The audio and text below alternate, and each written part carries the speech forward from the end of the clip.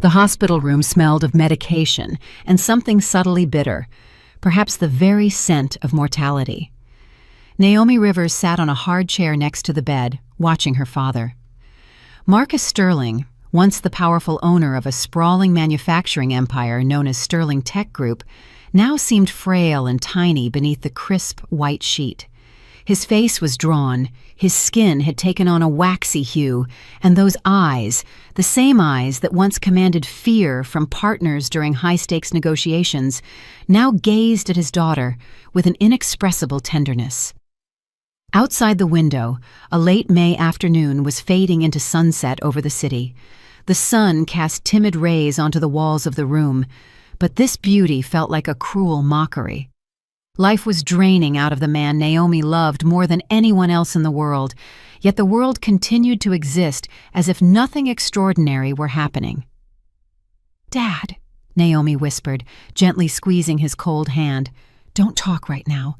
Just rest." Marcus weakly shook his head. His lips trembled, and he forced out, "My daughter, I need to speak. There is little time left." Naomi felt a painful clench in her heart. She knew this moment was coming, but she was still unprepared. Her father was the only person, besides her mother, who had truly loved her.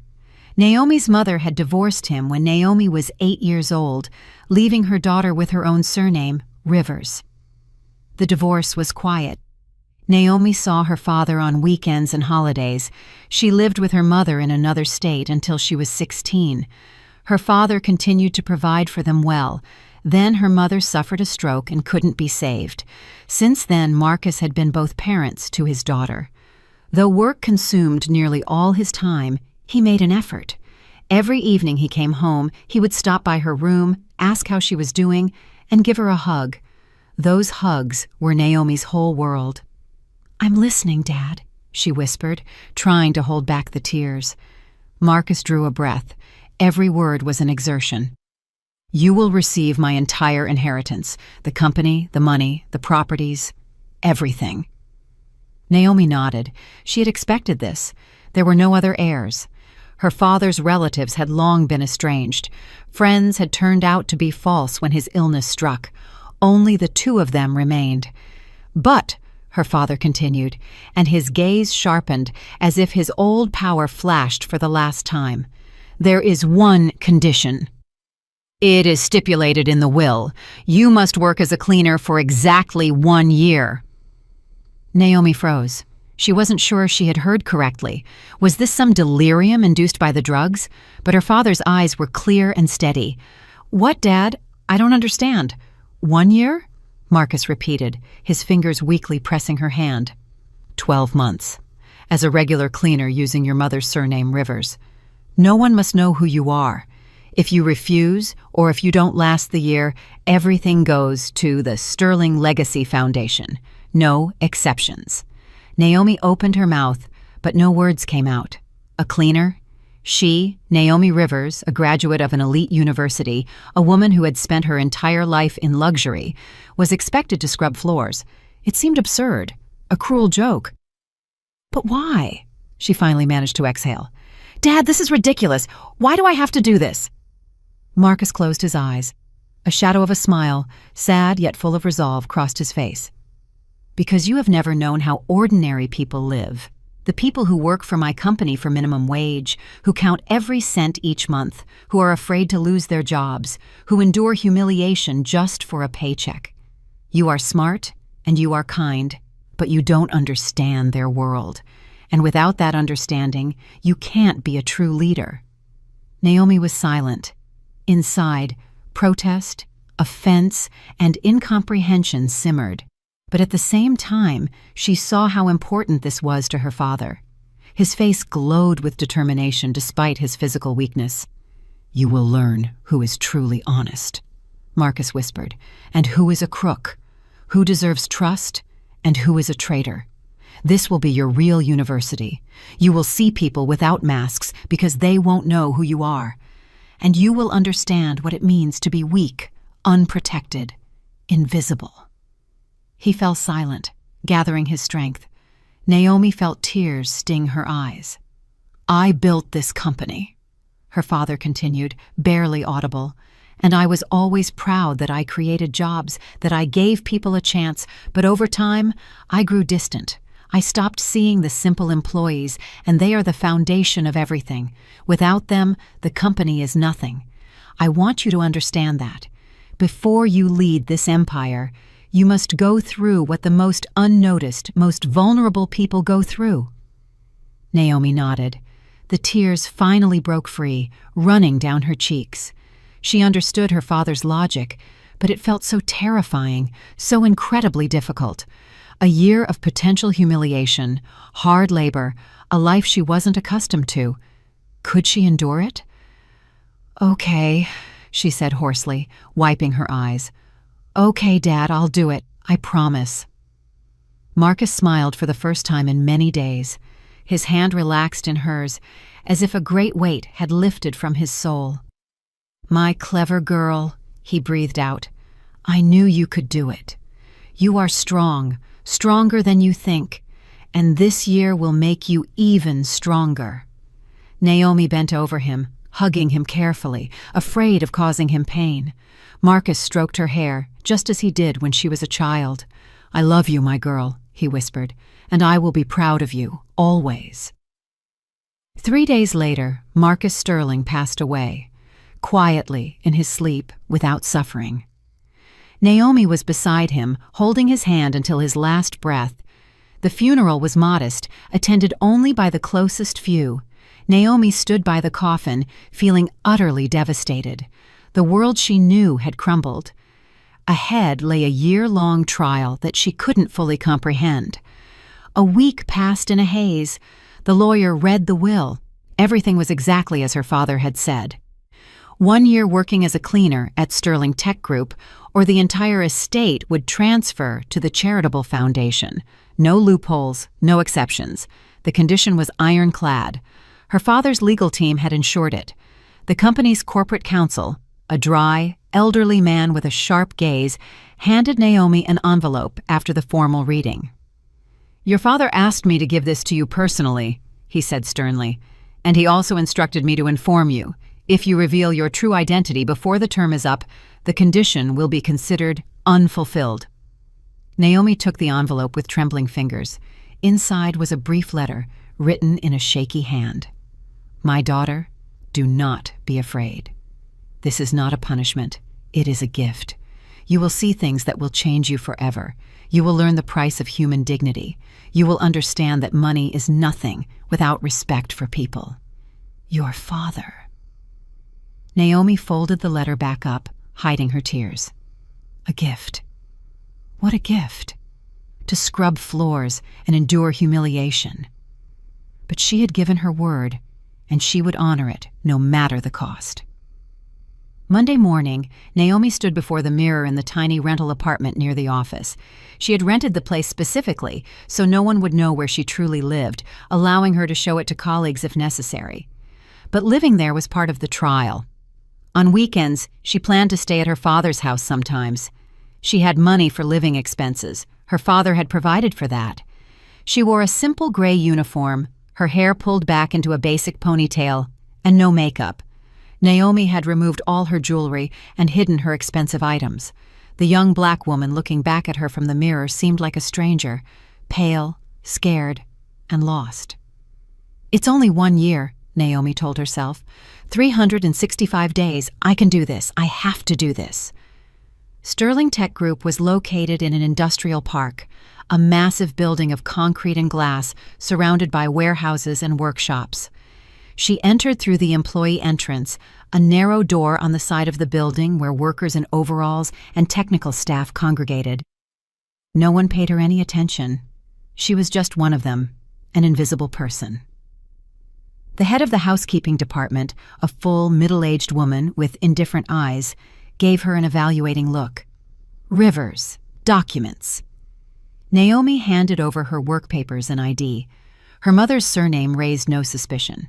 The connection to Sterling had been obscured by her parents' divorce years ago. "No work experience? No specialized education?" the manager asked, flipping through the papers with a sour expression. "No," Naomi quietly replied. She certainly wasn't going to mention her university degree. Fine. Brenda Hayes will train you. She's the senior cleaner, very experienced. Salary is minimum wage, same as all newcomers. Payments twice a month. Schedule is 6 days a week, 8 a.m. to 5 p.m. Half-hour lunch break promptly at 1 p.m. We don't tolerate tardiness. 3 late arrivals earn a fine. Skipping work gets you fired. Clear? Yes, Naomi barely managed. Good. Go to the supply closet on the first floor. You'll get your uniform and gear there. Brenda will be over in 10 minutes. Naomi nodded and walked out into the hallway. Fear, anxiety, and a sense of impending doom mixed into one heavy feeling. She walked the corridors. Employees in business suits passed by, completely ignoring her. She was invisible, simply a cleaner, part of the decor. The supply closet was a tiny room with a narrow window near the ceiling. It smelled of bleach, old rags, and dampness. Shelves held buckets, mops, and bottles of cleaning fluids. Naomi pulled on the uniform, a faded gray smock. It was too big in the shoulders and too short in the sleeves, but there was no choice. A few minutes later, the door swung open, and an older black woman walked in, kind and friendly. Wrinkles around her eyes attested to years of hard labor, but her gaze was warm. "You the new one? I'm Brenda Hayes. We'll be working together." Naomi nodded and introduced herself. Brenda smiled, but a wariness lingered in her eyes. "All right, Naomi, I'll show you the ropes. There's a lot of work and never enough time. The main thing is, don't stand out. Do everything quietly and stay out of the boss's sight. They don't like it when the cleaners are too noticeable. You understand?" "I understand," Naomi quietly replied, though she didn't understand anything yet. Brenda picked up a bucket, filled it with water from the tap, added detergent, and handed Naomi a mop. "We'll start with the second-floor corridors. The offices are there, lots of people walking around. Everything has to shine by 10 a.m. Let's go." They left the closet, and Naomi felt her insides contract with fear and anticipation. It had begun. The year of the trial, the year that was supposed to change her forever. The first hour passed in a blur. Naomi scrubbed the floors, carefully running the mop over the linoleum, wiping dust from the windowsills and emptying trash bins. Her arms quickly grew tired. She had never done physical labor before. Her back ached from the constant bending. But the worst part was something else: the looks. Employees stared right through her, as if she didn't exist. Someone tossed trash right next to the bin, knowing it would be cleaned up. Someone bumped her shoulder while passing without apologizing.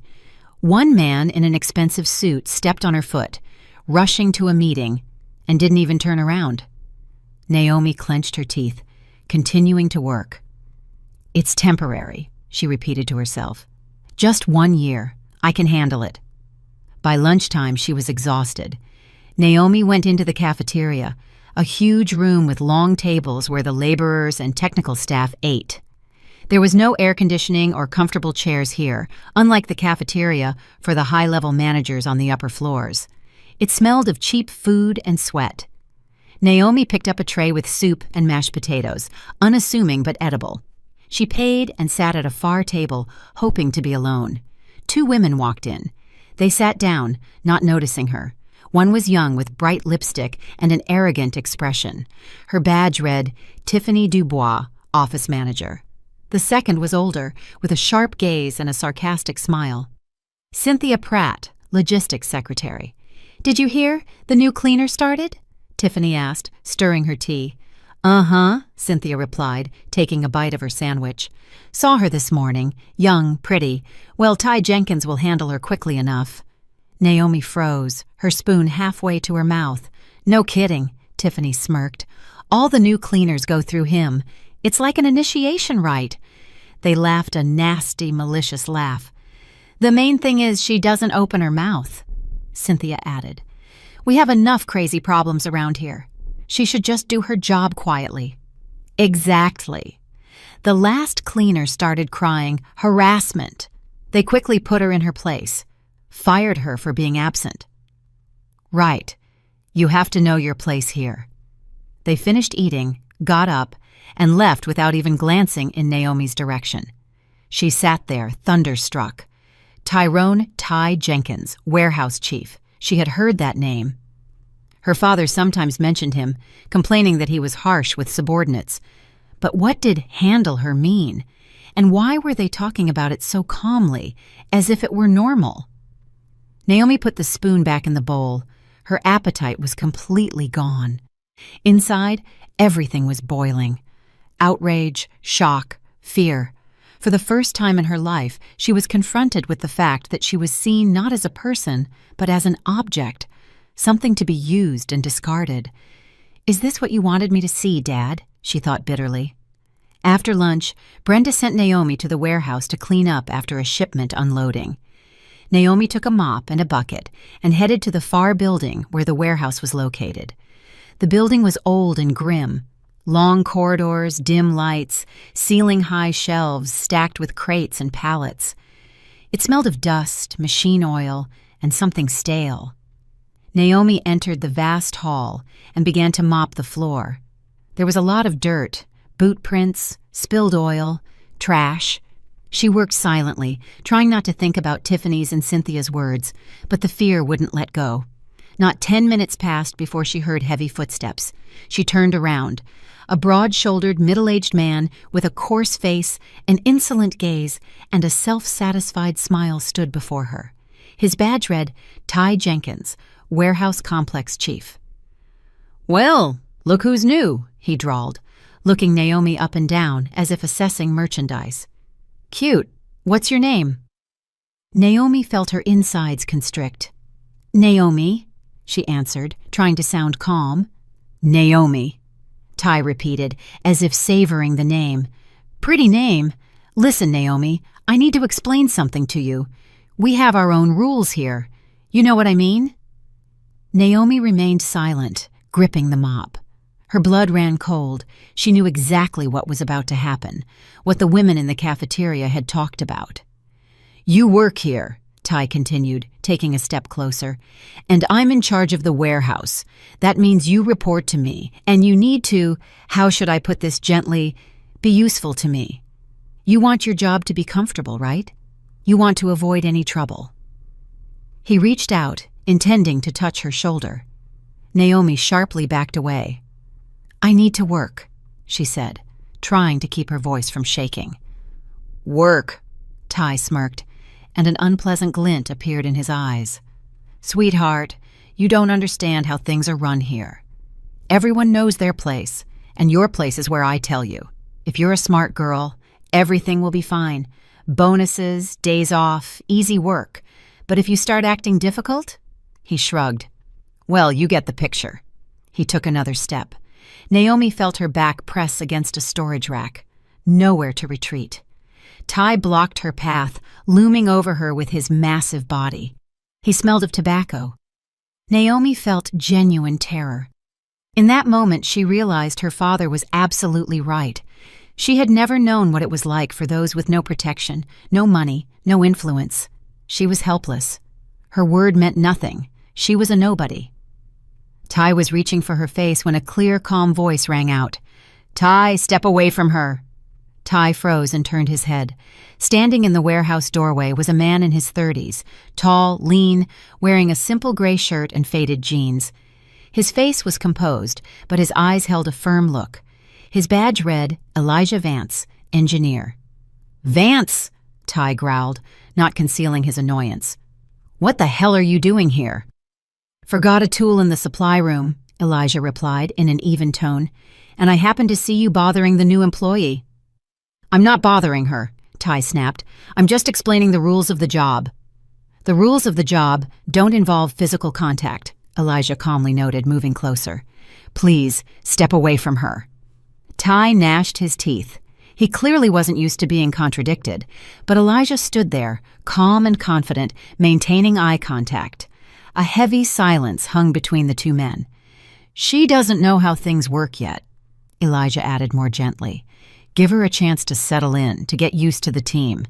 And then, if there are any issues, they can be discussed in a normal setting." Ty snorted, but he took a step back. Naomi felt the air return to her lungs. "Fine, Vance," Ty said with a sneer. If you're jumping in for her, you must have your own eye on her. Oh well, just remember, I'm the boss here, and I'll be keeping an eye on this girl, sooner or later." He spun around and walked away with heavy steps, slamming the door shut. The silence in the warehouse was deafening. Naomi leaned against the rack, her knees shaking. The mop slipped from her fingers and crashed to the floor from the sheer force of her relief. Elijah bent down, picked it up, and handed it to Naomi. "Are you all right?" he asked quietly. Naomi nodded, unable to utter a word. Her throat was constricted with rising tears. Is it always like this?" she finally managed to gasp out. Elijah sighed, dropping his gaze. "Unfortunately, yes. Ty Jenkins thinks the cleaners are his personal territory. He harasses all the new ones. Most of them endure it because they're afraid of losing their jobs. And for those who don't, he finds ways to get them fired. Absenteeism that never happened, missing inventory that he plants, complaints from supposedly dissatisfied customers. Ty has connections in management." Naomi felt a surge of anger. This was the true face of the company her father built. This was what was hidden behind the glossy reports and profit margins. Humiliation, fear, defenselessness. "Thank you," she said, looking Elijah in the eye. "Thank you for intervening." Elijah shrugged, slightly embarrassed. "It's just common decency. I'm sorry I couldn't do more. I'm just an engineer. I don't have influence." "You did more than anyone else today," Naomi quietly responded. Elijah smiled shyly, a little sadly. There was something touching about that smile. "What's your name?" he asked. Naomi Rivers." "Elijah Vance." He extended his hand. "Pleased to meet you." Naomi shook it. Elijah's hand was warm and firm. "If you have any more trouble with Ty," Elijah said, "try to stay close to other people. He rarely attacks when there are witnesses. And try not to be alone with him." "Okay," Naomi nodded. "I'll try." Elijah hesitated, as if wanting to add something, but then just nodded and walked away. Naomi watched him go, feeling a strange gratitude. In this cold, cruel world she had entered, there was a person who simply helped, without calculation, without demands. She picked up the mop and continued her work, but now a tiny spark of hope glowed in her chest. That evening, returning home, Naomi thought about Elijah, his talent that no one appreciated, his sacrifice, his honesty. Such people were rare, and it was unfair that they remained in the shadows while incompetent individuals like Walter Thompson sat at the top. I wonder what his story is. Why is such an educated man working as a simple engineer for minimum wage? She fell asleep with these thoughts, sinking into a heavy, restless slumber. The next morning, Naomi rose with difficulty. Her muscles ached as if she had been beaten. She managed to get to the shower, stood under the hot water, trying to loosen her stiff body. Then she put on the same gray uniform and trudged to work. Brenda met her in the supply closet with a look of sympathy. "Everything hurting?" she asked with understanding. "Yes," Naomi admitted honestly. "You'll get used to it. Your body will adjust in about 2 weeks. The main thing is, don't quit. A lot of new folks run off after the first couple of days." Naomi smiled bitterly. She couldn't run off. 1 year was the condition of the will, but Brenda didn't know that. "Today, we'll clean the offices on the 3rd floor," Brenda said. "It's quieter than the warehouse, though the people there are pretty arrogant. But just work quietly. Don't get involved in conversations. They don't want the cleaners to be seen too much." They went up to the 3rd floor. This was where the mid-level management offices were located. Bright offices, comfortable furniture, air conditioning, a completely different world compared to where Naomi and Brenda worked. They started with the corridor. Naomi mopped the floors. Brenda wiped the glass. Employees came and went from their offices, talking and laughing. No one paid the cleaners any mind. Then, Tiffany Dubois, the office manager who had discussed the cleaners in the cafeteria yesterday, walked out of an office. She was carrying a stack of papers and talking on the phone. As she passed Naomi, she carelessly tossed an empty coffee cup right onto the freshly mopped floor. Naomi froze. The cup rolled, leaving a brown trail. Tiffany didn't even look back. She continued walking, chatting into the phone about some meetings. Brenda silently walked over, picked up the cup, and wiped the floor clean. Her face remained calm, but a pang of pain, a familiar old pain from constant humiliation, flashed in her eyes. "Is it always like that?"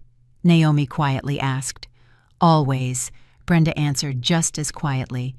"They don't see us as people. For them, we're just part of the furniture, like mops or buckets." Naomi frowned.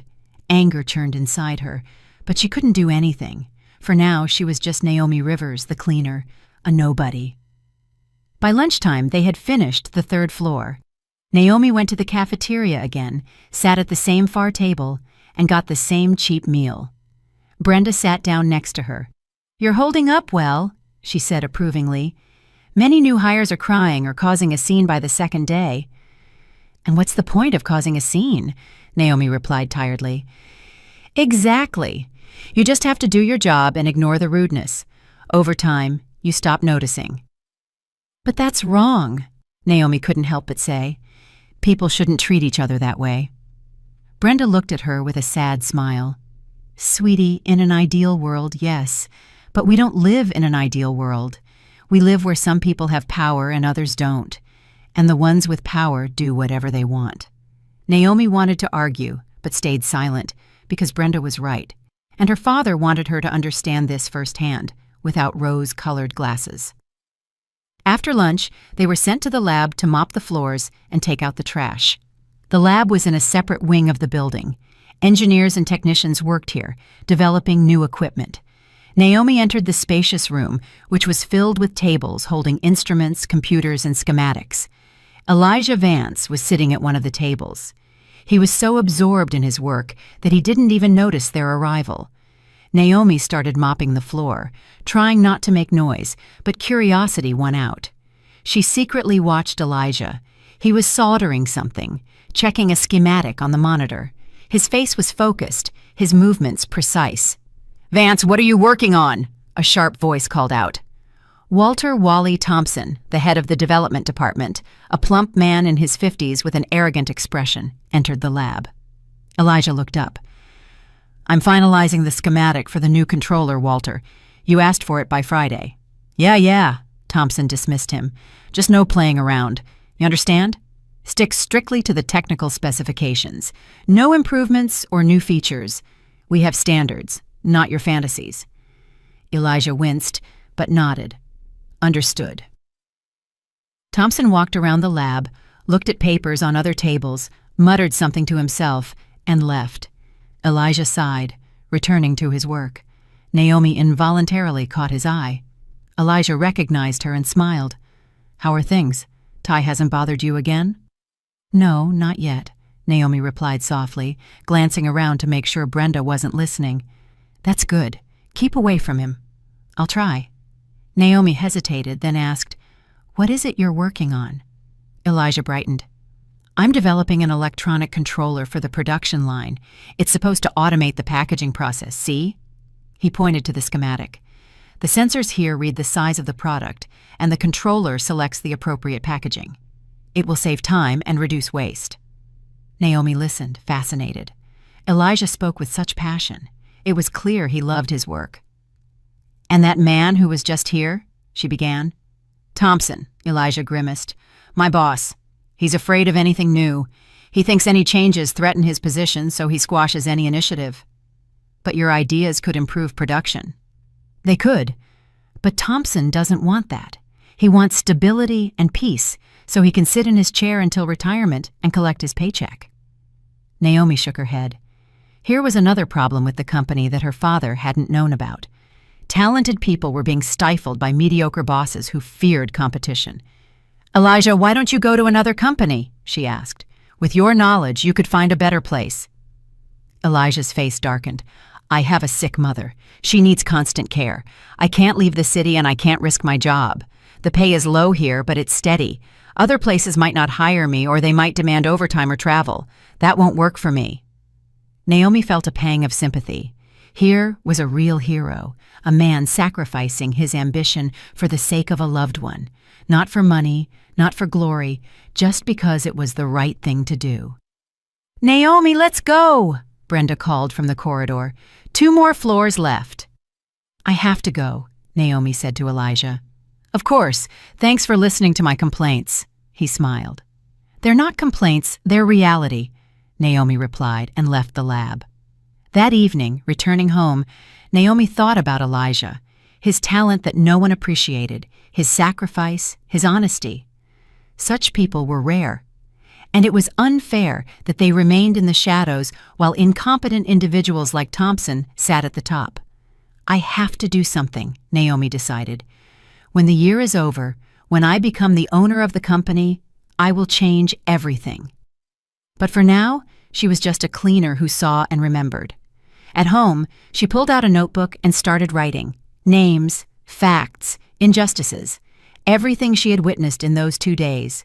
Ty Jenkins harassing the cleaners, Walter Thompson stifling talented employees, Tiffany Dubois being rude to subordinates, and so on.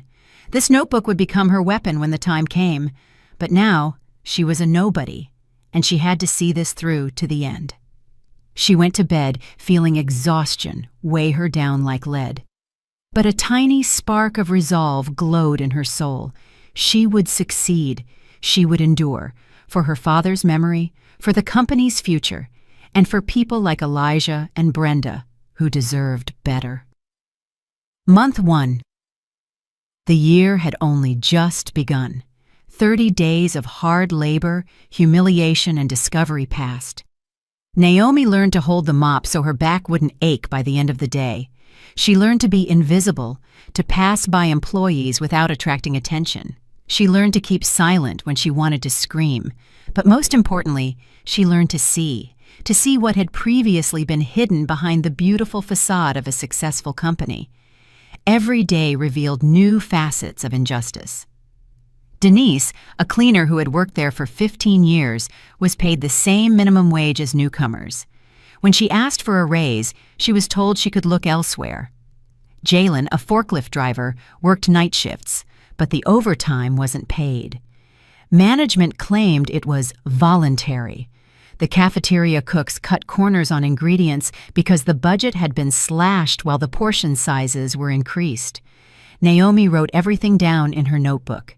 In the evenings, in her rental apartment, she sat down and methodically documented the facts: names, dates, specific incidents. This notebook became her personal investigation. But there were bright spots, too. Brenda Hayes became more than just a mentor. She was almost a mother figure. She taught Naomi not just the job, but also how to live among ordinary people. "See that young guy?"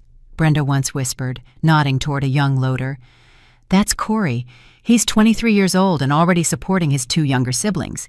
His parents died in an accident 2 years ago. He slaves away here for 12 hours and then looks for side gigs."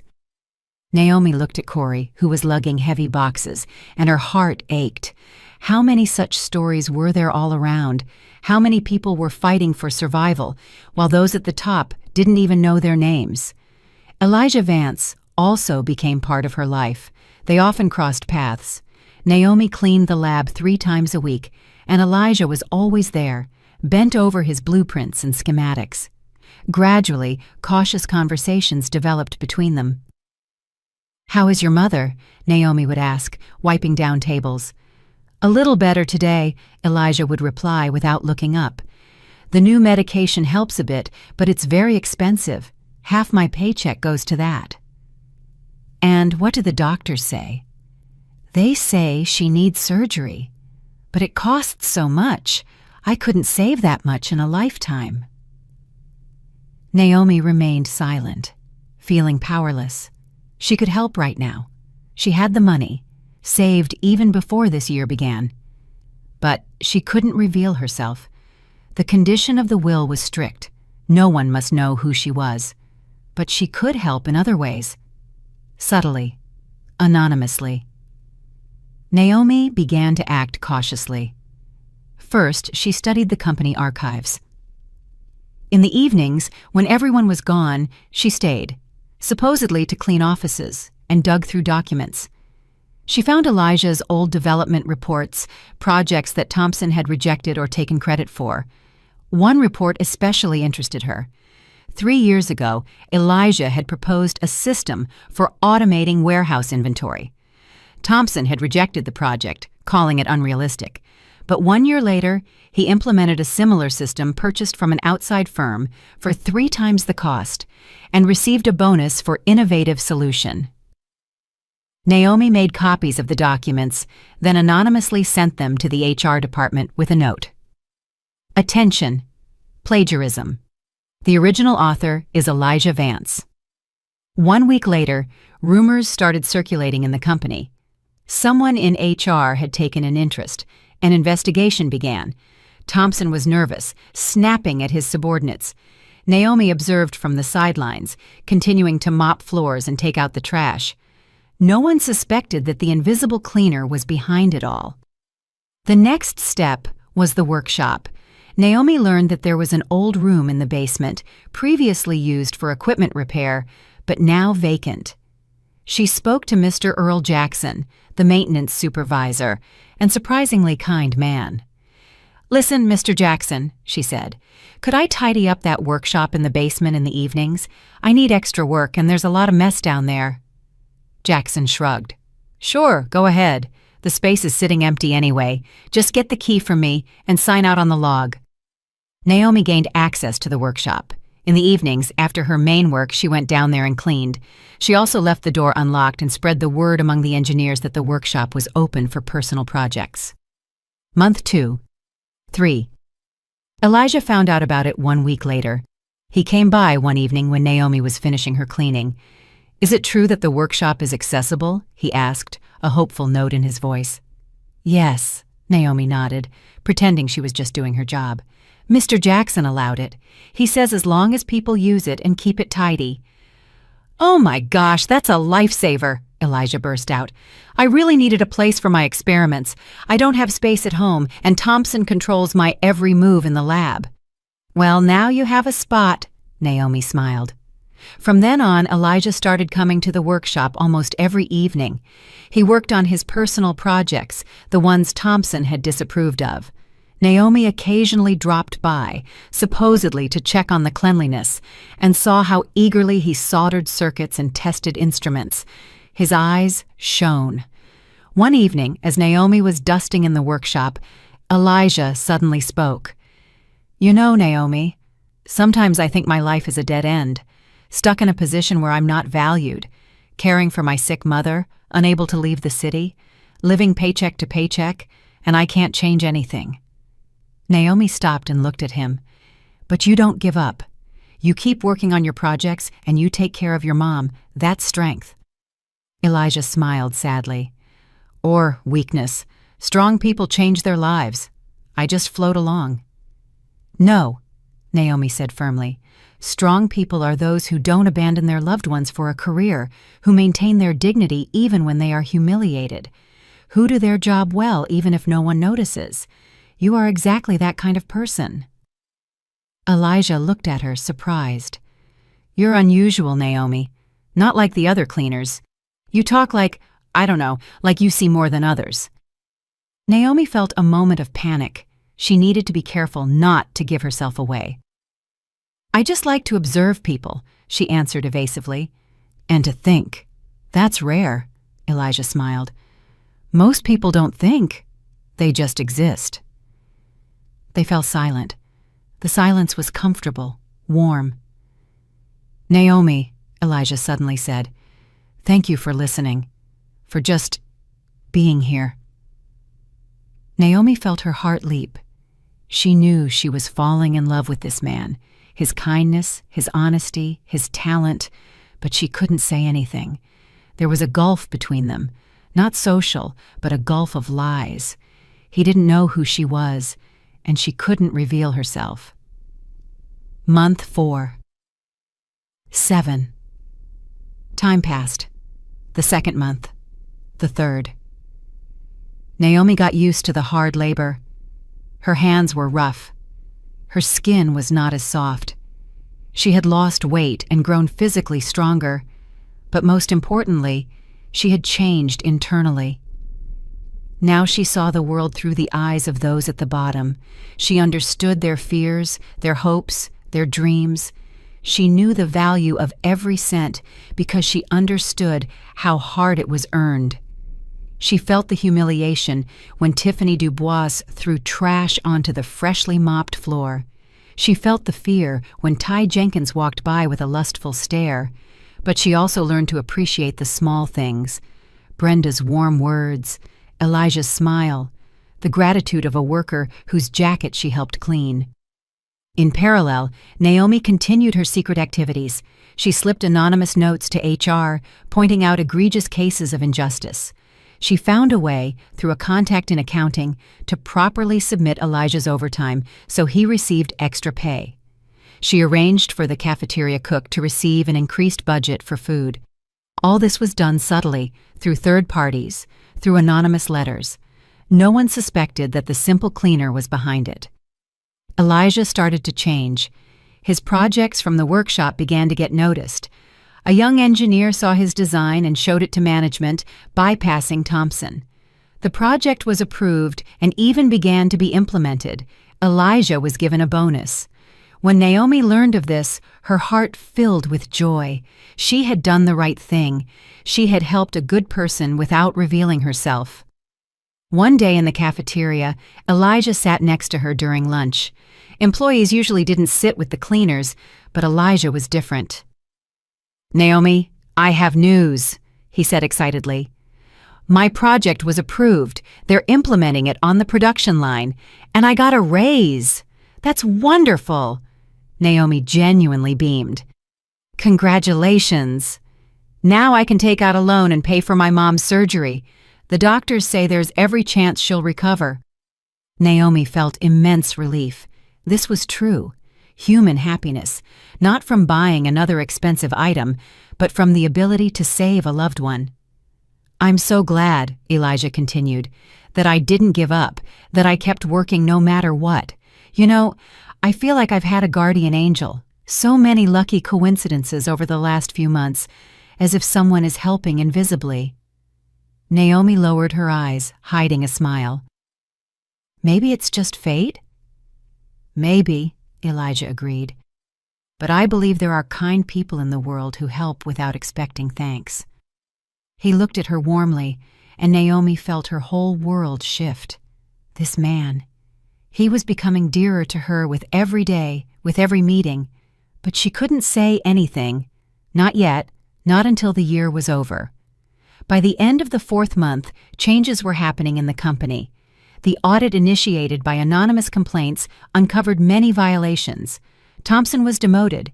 It turned out he had indeed plagiarized others' ideas. Tiffany Dubois was stripped of her bonus for rudeness to subordinates. Someone had recorded her and given the tape to management. Ty Jenkins remained in his position for the time being. He was trickier and more cautious. But Naomi knew his turn would come. She was gathering material on him, testimony from the cleaners he had harassed, records of warehouse shortages he blamed on others. All of it was written in her notebook, awaiting its time. In the middle of the 7th month, a crucial event occurred. Elijah paid for his mother's surgery. Naomi learned about it when he returned to work after a week away. His face was beaming with happiness. "Naomi," he called out to her in the corridor, "I have great news. My mom's operation was successful. The doctors say she's on the road to recovery." Naomi stopped, feeling joy for him. "That's wonderful, Elijah. I am so happy for you and your mother." "You know," he continued with enthusiasm, "I keep wondering where all this good luck is coming from. The raise, the project recognition, the money for the surgery. It's like someone up high is helping." Naomi looked down, hiding a smile. "Maybe you just earned it with your hard work." "Maybe, but I still feel like there's a kind person nearby helping out unnoticed." He looked at her tenderly, and Naomi felt her heart clench. If only he knew how close he was to the truth. "I'm just happy for your happiness," she quietly replied. Elijah lingered, as if he wanted to say something more, but then just smiled and walked on. Naomi watched him go, feeling mixed emotions, joy for him, sadness from the impossibility of opening up, and a strong, overwhelming love that she had to hide. By the end of the 7th month, Naomi decided to deal with Ty Jenkins. He had gone unpunished for too long. His harassment continued. Fortunately, after the first incident, he avoided Naomi. But other young women were not so lucky. Recently, a new cleaner named Kiara had started work. Very young. Ty went after her from the first day. Naomi saw Kiara leaving the warehouse with tear-stained eyes. She asked her gently. The girl was silent at first, then broke down.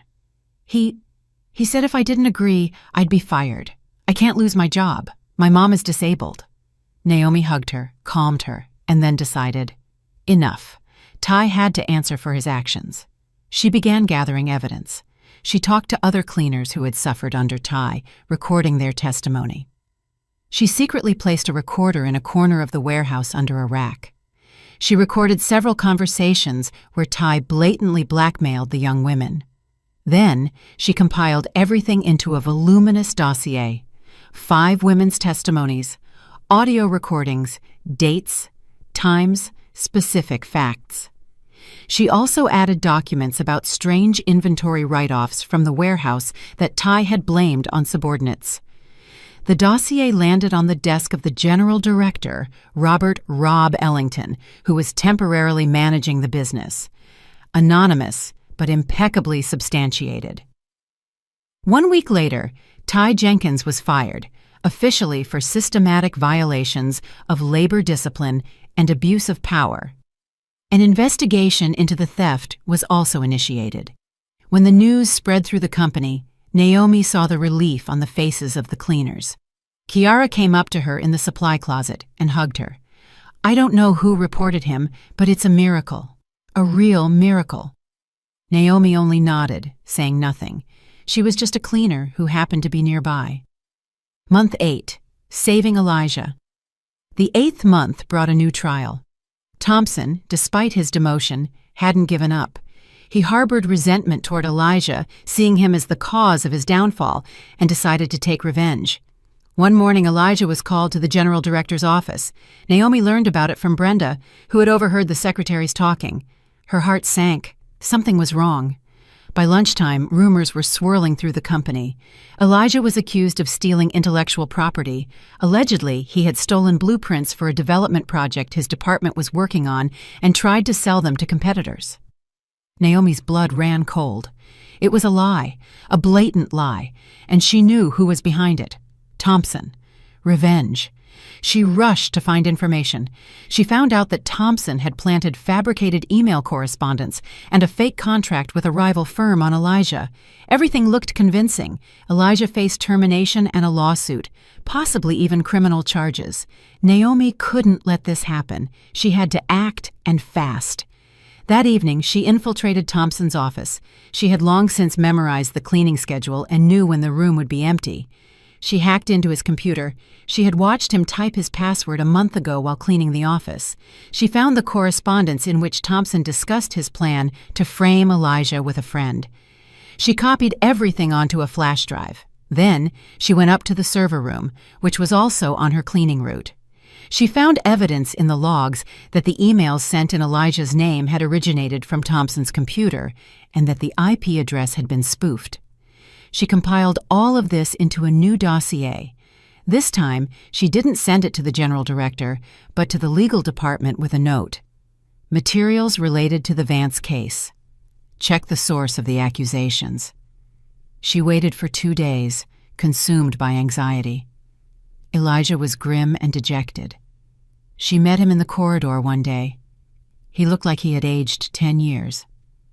Naomi, he said quietly. They're accusing me of something I didn't do. I don't know how to prove it. If I'm fired, I won't be able to pay for my mom's treatment. Everything will fall apart. Naomi took his hand. It was the first time she had allowed herself such a gesture. Elijah, believe me, the truth will come out. You are an honest person, and that will be proven. Where does such confidence come from? He asked with a bitter smile.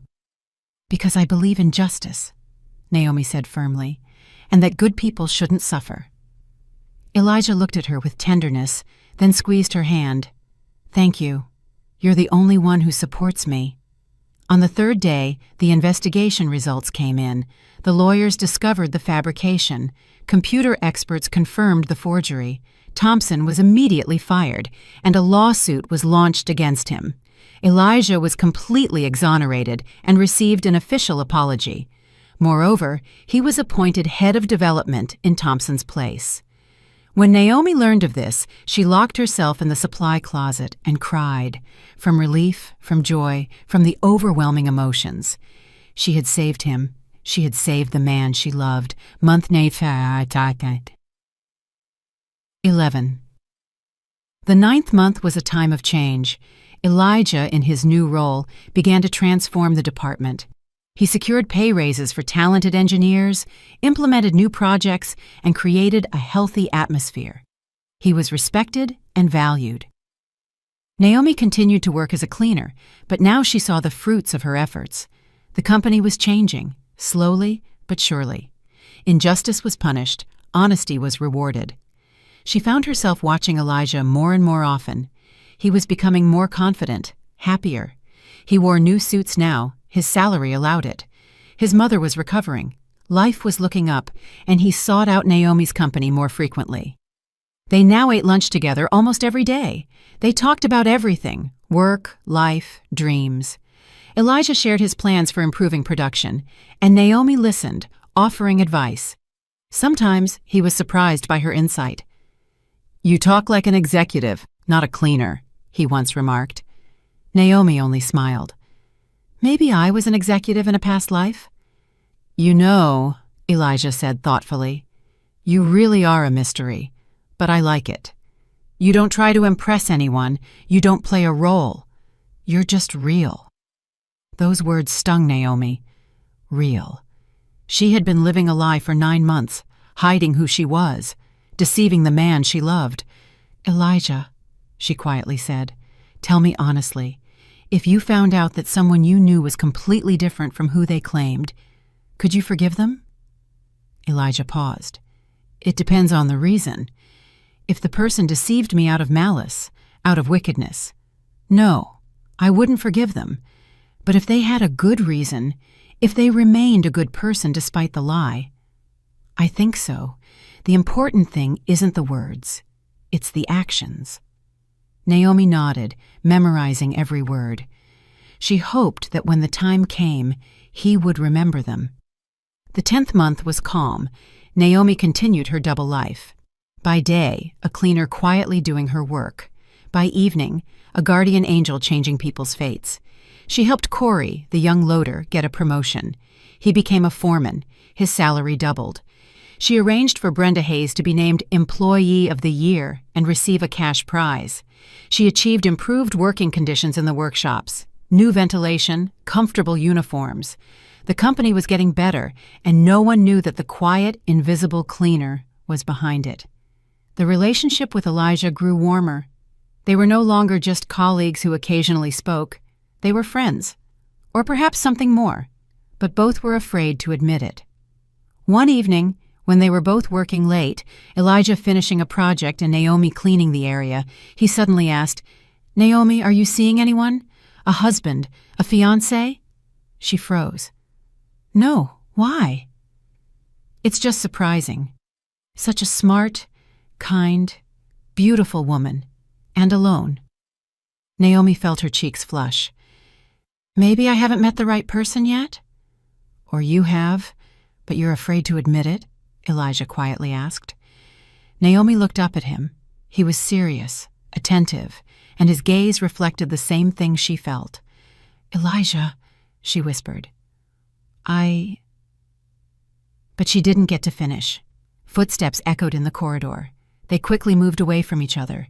The moment was lost, but Naomi knew, soon, very soon the year would end, and then she could tell him everything, if he forgave her deception.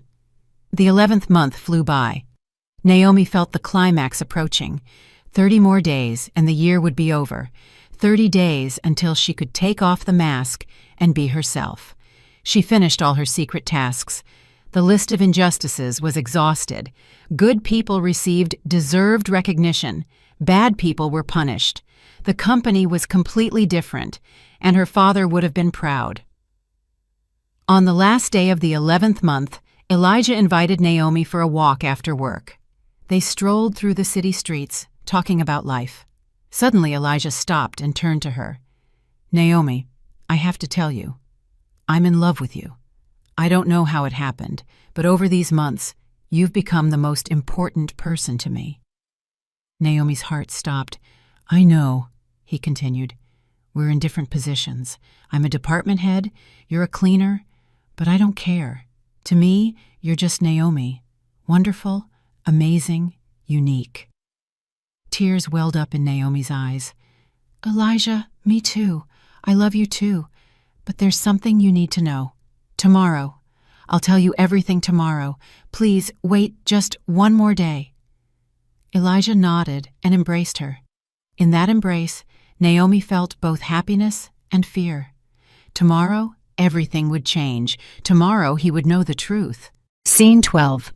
A new beginning. The last day of the 12th month dawned a clear spring morning. Naomi woke with a heaviness in her heart.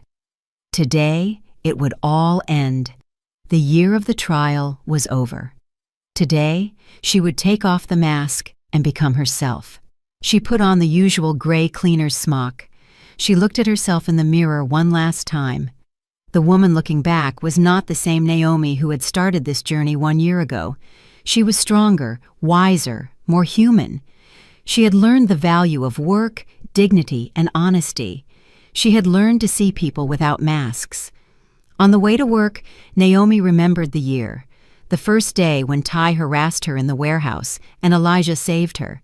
The talks with Brenda, who taught her to be invisible, the countless hours of cleaning, when her arms and back ached, but most importantly, the moments when she helped people, when she saw their gratitude, their happiness, when she knew she was making the world a little better. At the company, Brenda met her. "Last day, huh?" she asked with a sad smile. The year went by fast. Naomi looked at her in surprise. "How did you know?" Brenda smirked. "Sweetie, I saw your employment record when we processed you. Contract was for exactly 1 year. Unusual condition. Plus, you're too smart for this job. I knew right away something wasn't right. But I didn't pry. Everyone has their secrets." Naomi hugged the senior cleaner. "Thank you, Brenda, for everything. You taught me more than any university." "Go on, girl," Brenda whispered.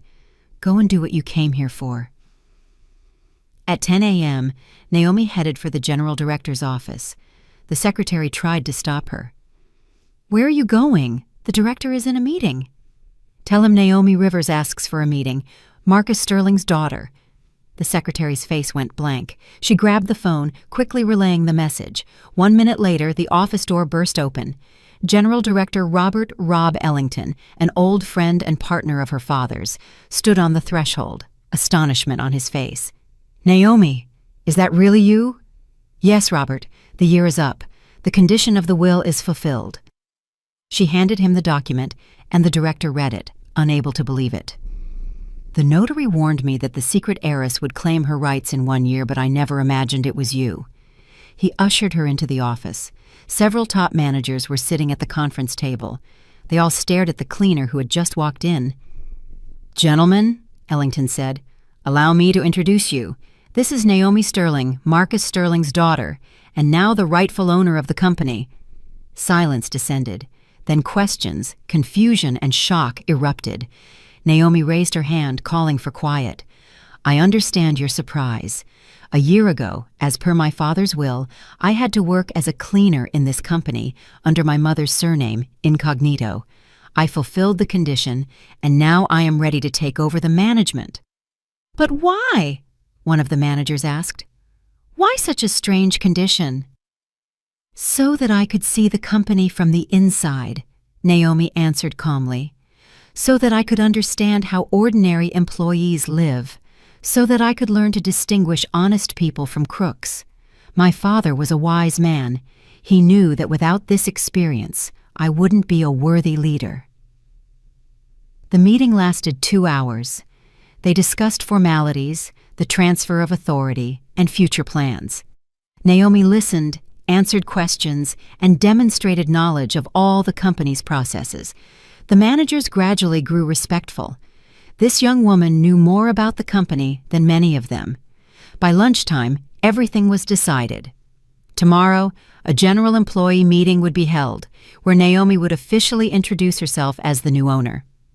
After the meeting, Naomi went to find Elijah. She found him in the lab. He was deep in his work, not noticing her arrival. "Elijah?" she quietly called. He looked up and smiled. "Naomi, I was thinking about you, about what you wanted to tell me." "Come with me," she said. "I need to show you something." They left the building and sat on a bench in a small square nearby. It was a warm spring day. Birds were singing, and the sun was shining brightly. "Elijah," Naomi began, squeezing his hand, "I have to confess something. I am not who I said I was." He frowned. "What do you mean?" "My name is Naomi Rivers, that's true. But Rivers is my mother's surname. By my father, I am Sterling. Marcus Sterling was my father." Elijah went pale. "What? The founder's daughter?" "Yes. 1 year ago, my father passed away. According to his will, to receive the inheritance, I had to work for a year as a cleaner under my mother's name, so no one would know, and I did it." Elijah was silent. His face was impassive, but his eyes betrayed a storm of emotions. "So, all this time, you were deceiving me?" he finally said. "I couldn't tell you the truth. The condition of the will was strict, but I didn't deceive you about the most important thing. My feelings for you are real. Everything I said, everything I did, that was the real me, the real Naomi." "Real?" Elijah asked with a bitter laugh. "You were hiding who you were, playing a role. I fell in love with Naomi the cleaner, and she turns out to be a millionaire." "No!" Naomi exclaimed, gripping his hand tighter. "You fell in love with me, the one who scrubbed floors, washed windows, and endured humiliation, the one who listened to your dreams and supported you. The money, the title, that's just external. Inside, I am the same woman, and I am still black, Elijah. That hasn't changed either." Elijah looked away. "I need time," he said quietly. "I need to process everything." Naomi nodded, feeling her heart tear apart. "I understand, but know that I love you, the person you are, honest, kind, talented, and that love doesn't depend on titles or money." She stood up and walked away, leaving him on the bench. Tears streamed down her cheeks, but she didn't wipe them away. She had feared this moment all year, and now it had come. The next day, all the employees gathered in the main company hall, workers, engineers, managers, and cleaners. The hall buzzed with voices. Robert Ellington stepped onto the stage and took the microphone. "Ladies and gentlemen, today is a special day. I want to introduce you to the new owner of our company. Per the will of Marcus Sterling, his entire estate and business transfer to his daughter. Please welcome Naomi Sterling." Naomi walked out to applause. She took the microphone, surveyed the hall, and found Brenda's eyes. She saw Elijah. He was standing off to the side, his face unreadable. "Hello," Naomi began calmly. "My name is Naomi Sterling, but for many of you, I was just Naomi, the cleaner. For 1 year, I worked here. I mopped floors, took out trash, and wiped dust. By the condition of my father's will, I had to do this." Silence fell over the hall. "Why?" Naomi continued. "Because my father wanted me to see the company through the eyes of those at the bottom, so I could understand how ordinary employees live. And I saw. I saw injustice, humiliation, and fear, but I also saw honesty, dignity, and heroism." She paused. "I saw cleaners who go unnoticed, but without whom the company couldn't operate. Workers who slave away for cents to feed their families. Engineers whose talents are stifled by incompetent bosses. And I decided to change that." Applause rippled through the hall. This year, I helped some of you anonymously. I helped some get raises, some get fair pay, and some get rid of tyrannical bosses. I was in the shadows, and now that I am the owner, I will continue this work, but openly. She walked to the edge of the stage. Brenda Hayes, please come up. Brenda, bewildered, came onto the stage. Naomi embraced her. This woman taught me how to be a person. She showed me that dignity does not depend on a job title. Starting today, Brenda Hayes is appointed the head of the housekeeping department with a deserving salary. The hall erupted in applause. Naomi named several more people, individuals who had worked honestly but remained in the shadows. All of them received raises and new positions. Then her voice grew firm. But I also saw wickedness, harassment, theft, and the humiliation of subordinates.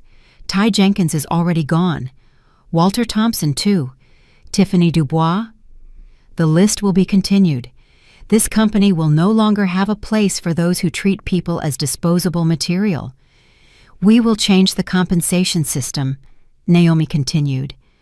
We will implement fair bonuses for tenure and quality of work. We will improve working conditions. We will create a transparent promotion system where ability, not connections, matters. The applause grew louder. And finally, Naomi said, looking directly at Elijah, I want to thank the one person who showed me what true integrity is. Elijah Vance, I know everything about you, about how you cared for your sick mother, about how you worked day and night, about how you saved me from Ty's harassment on my first day. You deserve more than just thanks. You deserve the best. She stepped down from the stage and walked toward him. The hall held its breath. Elijah, I know I deceived you. I hid who I was, but everything else was true. My admiration for you, my support, my love.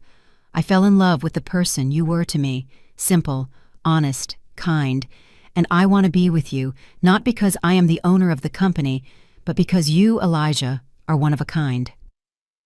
Elijah was silent. Everyone watched him, breathless. You once said, Naomi continued, that the important thing isn't the words, but the actions. I've proven with my actions who I am. For 1 year, I was a cleaner. I endured humiliation and helped people. All of that was the real me. The money and the title are just circumstances. Elijah took a step forward. His eyes glistened. I was angry, he said quietly. Angry that you hid the truth. But you're right. The most important thing is who you are inside. And you are the same woman who listened to my dreams, who believed in me, who made my life better, even when I didn't know where the help was coming from. He reached out and touched her cheek. I love the woman who wiped the dust, the one who sat with me in the workshop, the one who supported me when I was down, and everything else is just a bonus. Naomi smiled through her tears. He embraced her tightly. The hall erupted in cheers and applause. Naomi and Elijah stood in the center, embraced, and the world around them seemed to disappear. Only the two of them remained, and the love that had passed the test of lies and proven stronger. That evening, when the celebrations were over, Naomi and Elijah sat on the same bench in the square. You know, Elijah said, now I understand where my streak of luck came from. It was you helping? Naomi nodded. Yes, I couldn't reveal myself, but I could help. You deserve the recognition. Thank you, he whispered, for everything, for believing in me, for supporting me, for your love. They sat, holding hands, watching the sunset. The year of the trial was over. A new life lay ahead. Naomi had fulfilled her father's will. She had passed through humiliation, pain, and lies. But she had also gained wisdom, strength, and love. She had become a worthy executive and a worthy person. And by her side was the man who made it all make sense. If you liked my story and want to hear more, go ahead and subscribe to my channel. If you'd like to support me, you can do it through Super Thanks. It would mean a lot. In the comments, tell me which city you're watching from and what time it is, so I can see how far my story reaches. I've added 2 more life stories on the screen just for you. Click one now and let's keep spending time together. Much love. See you soon.